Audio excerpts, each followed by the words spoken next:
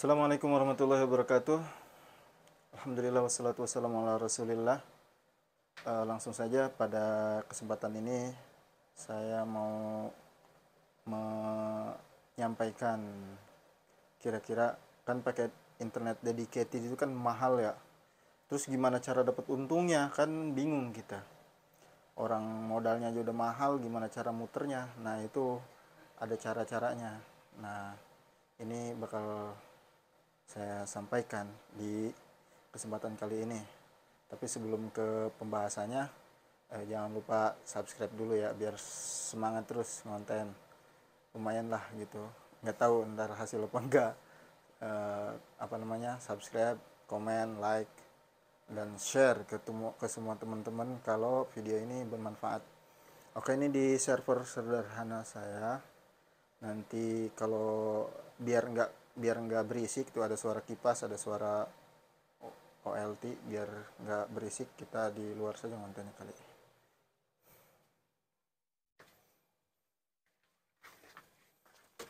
Oke, posisikan dulu kameranya. Oke, kita lanjutkan.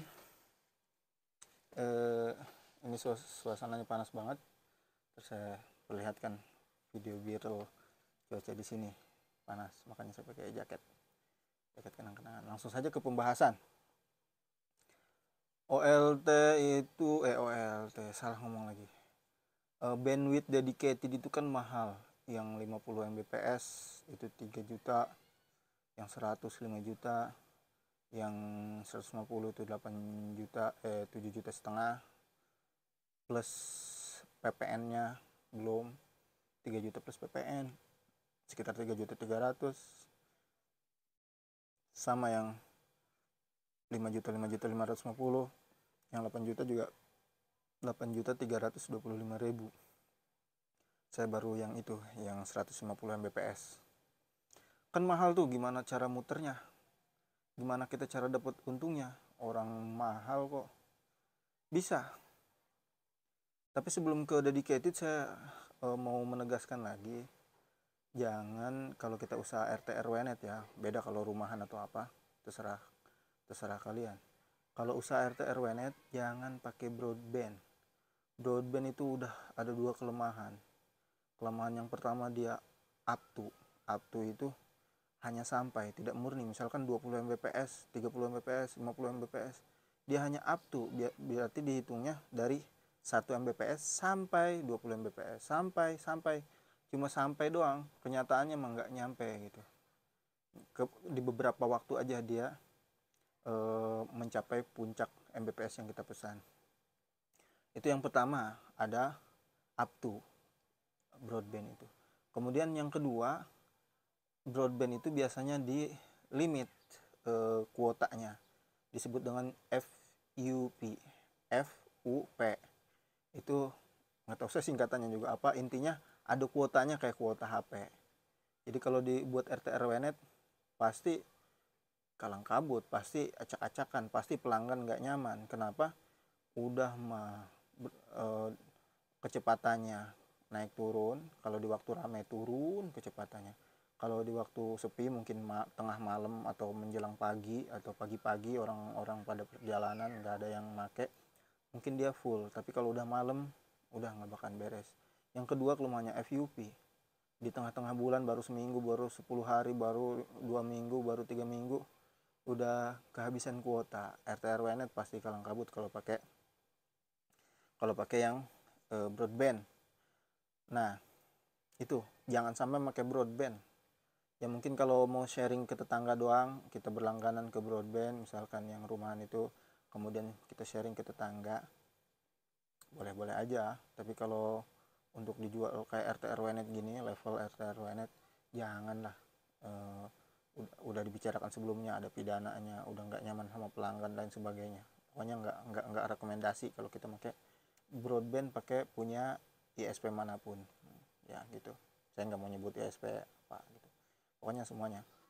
Nah, kita balik ke laptop. Kita balik ke pokok pembicaraan kita, yaitu gimana internet dedicated yang mahal itu menguntungkan.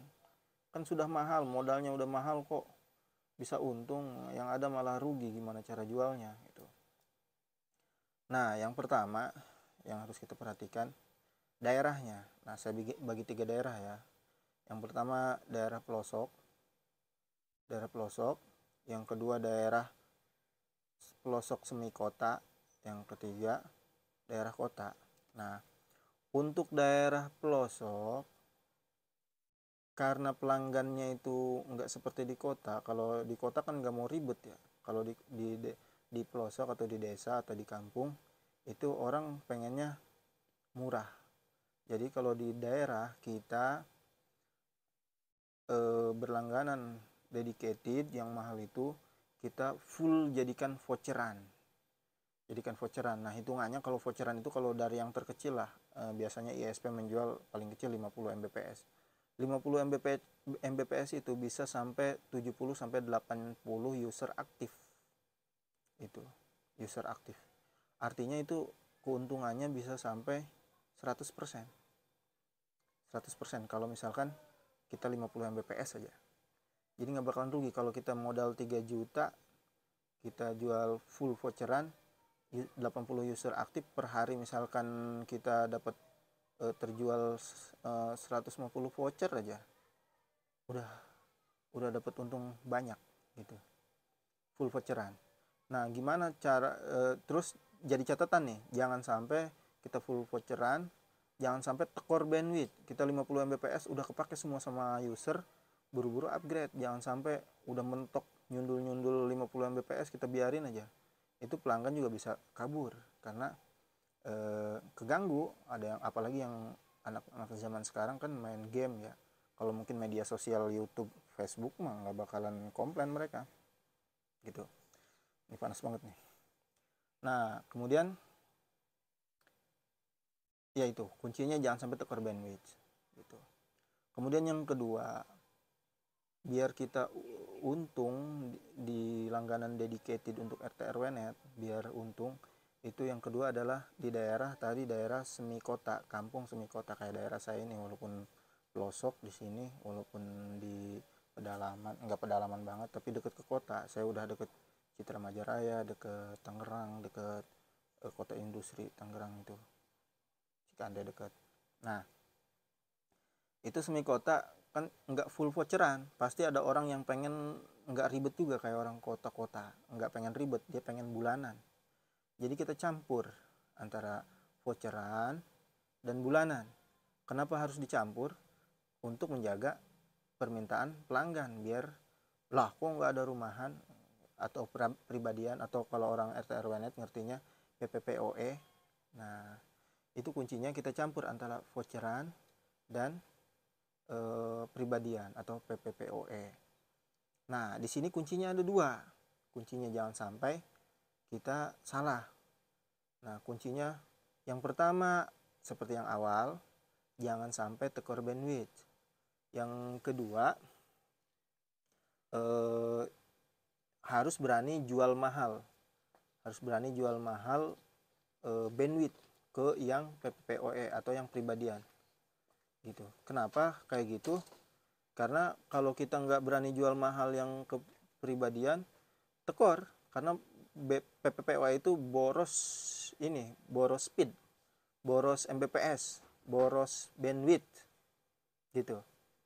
Jadi yang voucheran yang saya lakukan di sini, voucheran tuh 2/1 Mbps gitu. Itu udah bisa keuntungan 2 kali lipat kalau di 50 Mbps gitu.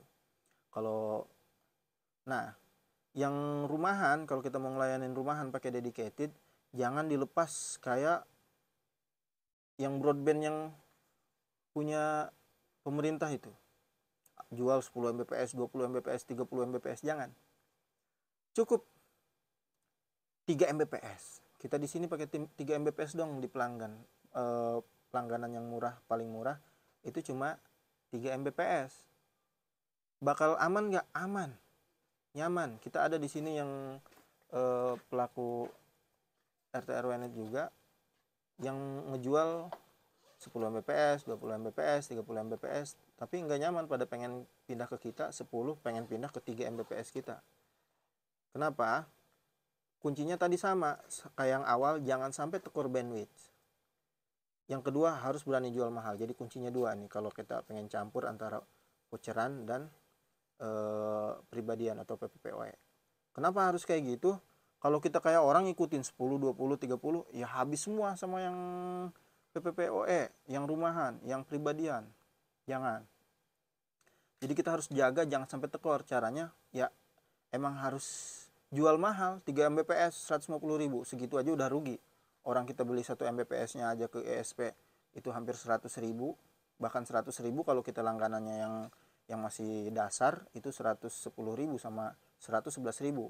Kan 100.000-nya 1 Mbps sama PPN-nya 11%. Kan udah habis gitu kalau kita jual 150.000 3 Mbps. Bakal tekor enggak? Enggak, yang penting kita jual mahal 3 Mbps 150.000, atau mungkin kalau yang lebih berani lagi di pelosok mungkin nggak apa-apa dimahalin lagi karena emang kita belinya juga mahal, tapi insya Allah pelanggan bakal nyaman, pasti nyaman. Soalnya kita ngalamin sendiri banyak orang-orang yang mau pindah ke kita, cuma kita enggak lah, nggak pengen ada pengusaha lain terus kita ambil alih pelanggannya, enggak.